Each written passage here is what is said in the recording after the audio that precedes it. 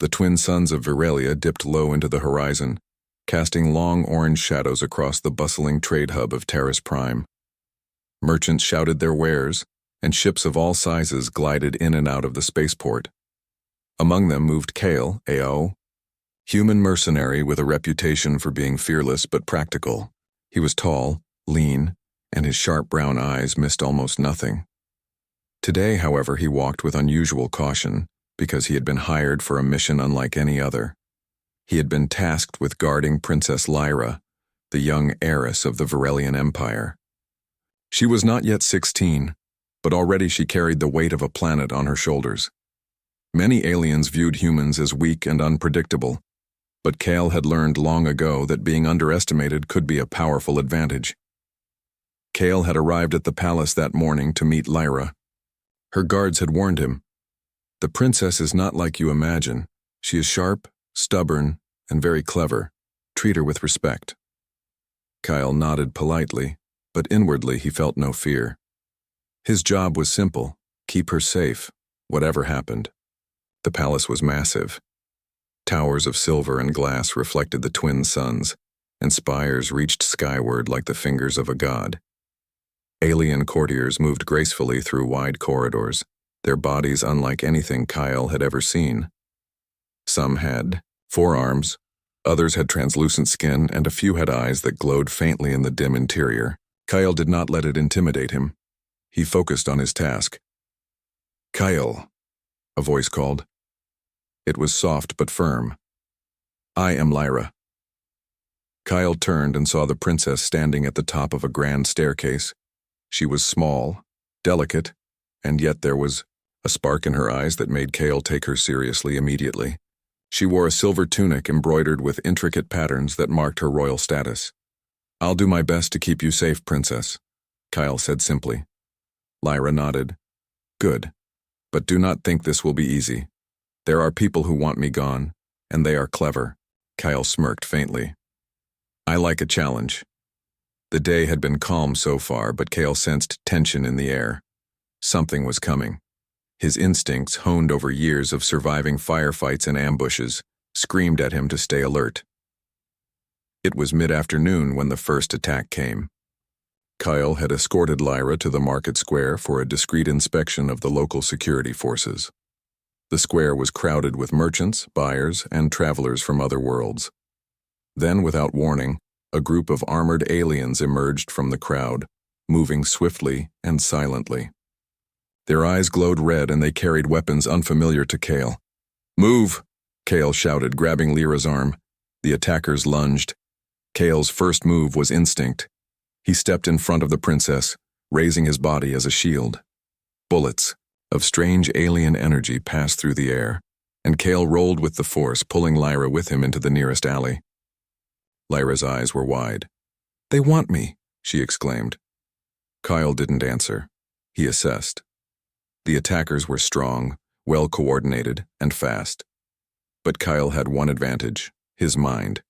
He could think quickly, improvise, and anticipate moves the aliens would not expect. He grabbed a metal crate and hurled it at the nearest assailant.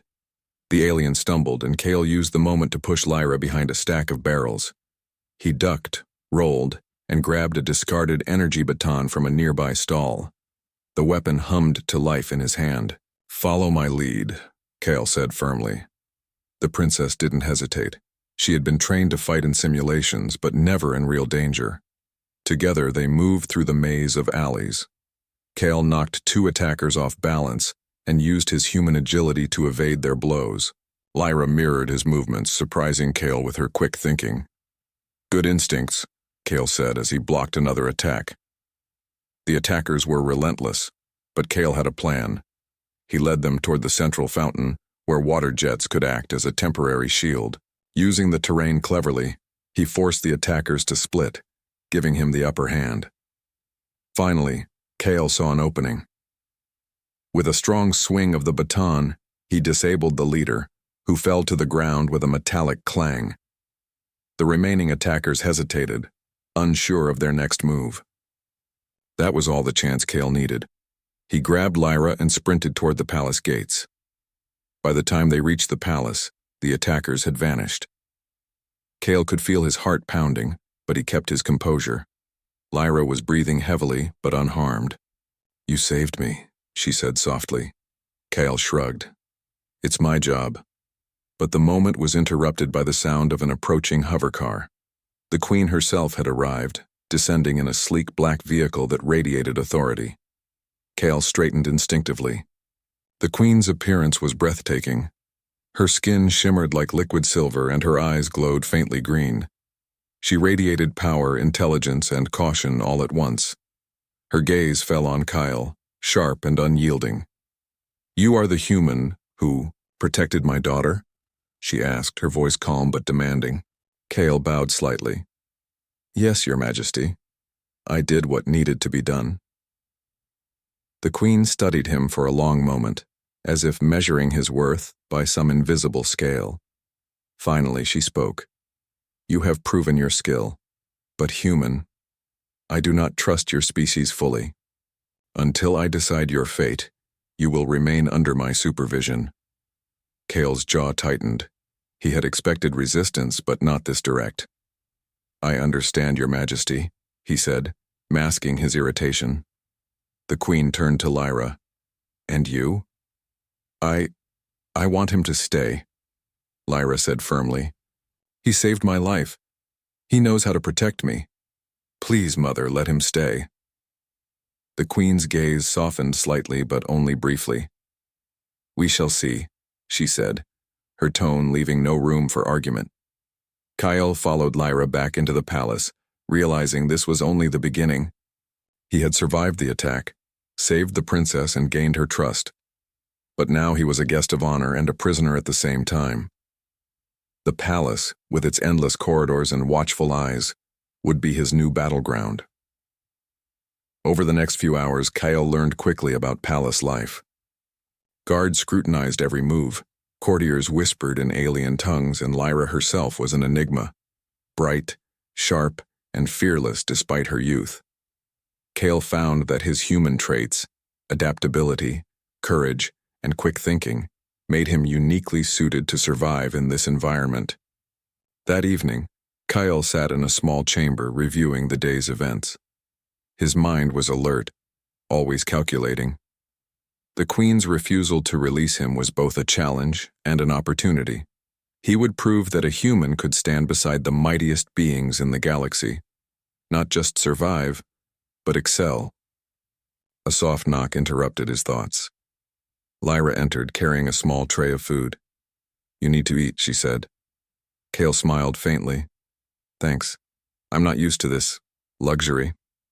Lyra laughed softly. "You'll get used to it. But more importantly, you need to stay ready. They will try again." Kale nodded. "I know. And next time I'll be ready for them. And anyone else who dares threaten you."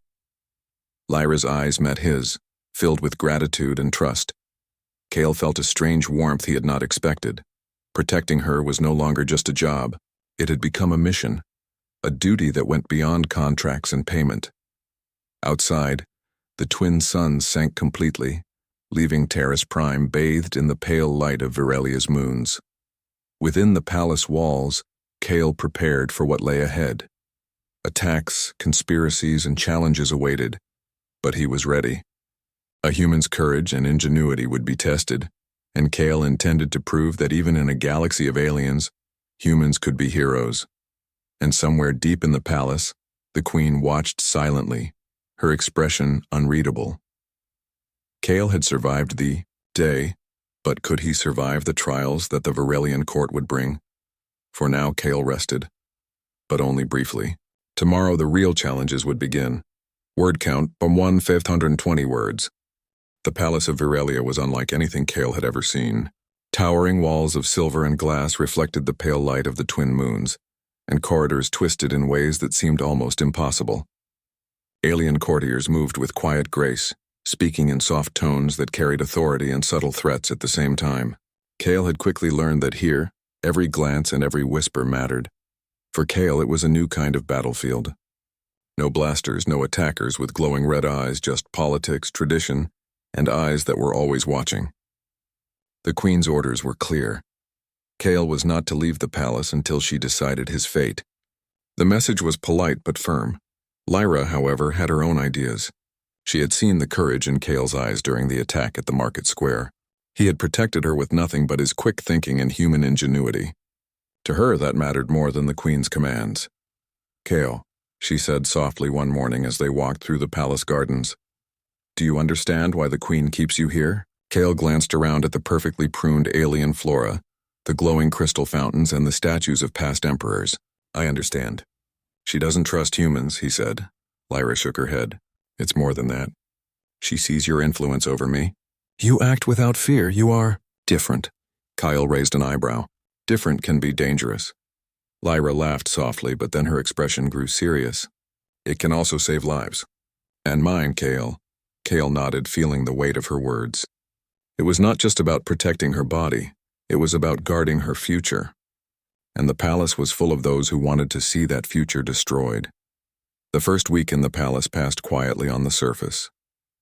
Kale learned the routines of the guards, the schedules of the courtiers, and the little ways in which the palace's hierarchy operated. But he could feel tension lurking just beneath the surface. Some nobles eyed him with suspicion. Others whispered about the human's audacity to stand beside the princess. Kale had seen distrust like this before, in human cities, in war zones. But here it carried a different weight. These were beings with centuries of tradition, powers beyond his understanding, and influence that could crush him instantly. He had to move carefully, but he also had to act decisively when needed. It was during a routine inspection of the palace archives that Kale first noticed something unusual. The archives were a massive room of floating data crystals, each containing centuries of records, history, and secrets. Kale had been searching for information on potential threats to the princess when he saw a small group of cloaked figures sneaking toward a restricted section of the archives. Kale's instincts kicked in. Humans often relied on speed, improvisation, and adaptability, and these traits made him an unexpected advantage. He silently followed them, using the shadows to remain unseen. The group entered a section guarded by an ancient security system, one that Kale did not recognize. The cloaked figures bypassed the system effortlessly, suggesting experience or inside knowledge. Kale realized immediately this was a conspiracy. They wanted information that could endanger Lyra, or worse. He took note of their movements, memorized the path, and retreated without being detected. Once alone, he made a mental plan. The palace was vast, and he would need every ounce of his human cunning to protect the princess without alarming the queen unnecessarily. That evening, Lyra found him in the gardens, practicing with a staff that she had taken from the palace armory. She had insisted on learning to defend herself, but Kale could see her frustration with her limited experience. "You're thinking too much," Kale said gently, correcting her stance. "Don't just block, anticipate. Humans survive because we can improvise, adapt. You need to do the same." Lyra frowned, then tried again. Her movements became sharper, more precise. "Like this?" she asked. Kale nodded. "Better, keep your eyes open. Look for patterns. Don't just react, predict," she laughed, a bright sound that seemed almost impossible in the tense palace atmosphere. "I never thought humans could teach me something about strategy." Kale smiled faintly. "And I never thought I'd be teaching a princess to fight. Life is full of surprises." But even as they trained, Kale's mind never stopped working. He considered the cloaked figures he had seen, the palace's internal politics, and the possibility of another attack. Humans had learned to survive by thinking ahead, by preparing for threats others ignored. That mindset was now his greatest weapon. The next morning, Kale was called to the queen's private chamber. She sat behind a high desk, her silver robes reflecting the morning light. Her expression was calm, but her eyes were sharp, studying him with an intensity that made Kale feel exposed. "You are resourceful," the queen said, her voice smooth but cold. "But the palace is not safe. I have heard rumors that you have been observing more than required." Kale bowed. "I only seek to protect the princess. Any threat to her is a threat to the empire. That is my duty." The queen's eyes narrowed. "Do not mistake duty for audacity. You have survived an attack and earned my notice. But this is a court of shadows, human. Not all enemies are obvious. Some wear smiles while plotting destruction." Kale met her gaze steadily. "Then I will watch those smiles closely. The queen studied him for a long moment, then finally spoke. Very well. But remember, your place is not above the law, not above the traditions of this court. You act in my presence, not outside it. Disobedience is not forgiven lightly. Kale nodded. Understood. Later that day, Kale returned to the archives, determined to learn more about the palace conspiracies he had noticed. Using his human adaptability, he found hidden access points and secret records overlooked by the palace staff. What he discovered was alarming. Factions within the court were plotting to undermine Lyra's rule. Some sought to manipulate her, others to remove her entirely. Kale realized that physical protection alone would not be enough. He would need intelligence, strategy, and trust. And for the first time, he understood the real depth of his role. Not just as a guardian, but as a human capable of influencing events through his courage, insight, and quick thinking. That night, Kale and Lyra met in a small, secluded balcony overlooking the city. The twin moons cast pale light over the silver rooftops. Kale, Lyra said, her voice serious, what you've done so far, it's more than anyone could ask. But this court, it's dangerous. Not all threats come with weapons. Kale nodded. I know. I've seen signs of a plot. People who want to hurt you from inside. I'll stay one step ahead. You just need to trust me. Lyra looked at him, eyes filled with both admiration and worry. I do, but promise me, you won't get hurt. Kyle's expression softened. I make no promises I cannot keep, but I will do everything in my power to protect you. She smiled faintly. That is why you are different. You are human, but you see things we do not. You act when others hesitate. That might save me yet. The wind blew gently, carrying the scent of alien flowers, and Kale felt the weight of responsibility settle heavier on his shoulders. The palace was no longer just a building. It was a maze of threats, politics, and secrets. Every decision he made could save or endanger the princess, and somewhere in the shadows, unseen eyes were already watching him. Some with suspicion, some with fear, and others with dangerous intent. Kale knew that being human made him underestimated, but that underestimation was his greatest advantage. The night passed quietly, but Kale's mind never rested. He mapped out the palace corridors, noted the patterns of the guards, and studied the behaviors of the courtiers. Humans survived because they could think ahead, improvise, and adapt. He would use every ounce of that skill to protect Lyra. And as the twin moons set and the first light of dawn touched the palace spires, Kale understood one simple truth. His life was now entwined with the princess's, and the dangers of the palace were only beginning. Tomorrow, he would face his first test within the court itself, and this time, the enemies would not come from outside the walls.